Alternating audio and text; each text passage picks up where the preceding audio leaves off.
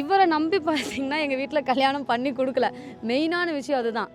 இவங்க அப்பா அம்மாவை நம்பி மட்டும்தான் எங்கள் வீட்டில் எங்கள் தாத்தா பாட்டி தான் என்னை வந்து கல்யாணம் பண்ணி கொடுத்தாங்க. இவங்க அப்பா அம்மாவை நம்பி தான் கல்யாணம் பண்ணி கொடுத்தாங்க. இவர் அப்போ எந்த ஒர்க்குக்கும் போகல. அதுக்கப்புறம் தான் ஒரு வேலைக்கு போனது எல்லாமே அதுக்கு அடுத்தடுத்து தான். நிறையா கஷ்டம்லாம் இருந்திருக்கு. காசுக்கே செலவு காசு இல்லாமல் என்னென்னமோ பண்ணியிருக்கோம். அதெல்லாம் சொன்னோம்னா சொல்லிக்கிட்டே போகணும். ஆனால் இதுக்கு மேலே எங்கள் மாமியாரை தயவு செஞ்சு யாரும் திட்டாதீங்க. அது ரொம்ப கஷ்டமாக இருக்குது. அவ்வளோதான். அதுக்கப்புறம் நாங்கள் போய் வீட்டில் போயிட்டு நான்வெஜ் எடுத்து சமைச்சிட்டு ஜாலியாக தான் இருந்தோம். அவங்க வெங்காயம் உரிக்கிறது, நான் பூண்டு உரிக்கிறது அப்படி போயிருச்சு.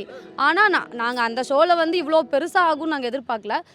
ஒரு சின்ன பாட்டு தான் வைப்பாங்கன்னு நினச்சோம். ஆனால் கடைசியாக இந்த ஷோ உனக்கு தாம்மா அப்படின்னு எழுதி கொடுத்துட்டாங்க. அதுதான் கொஞ்சம் இதாகிருச்சு.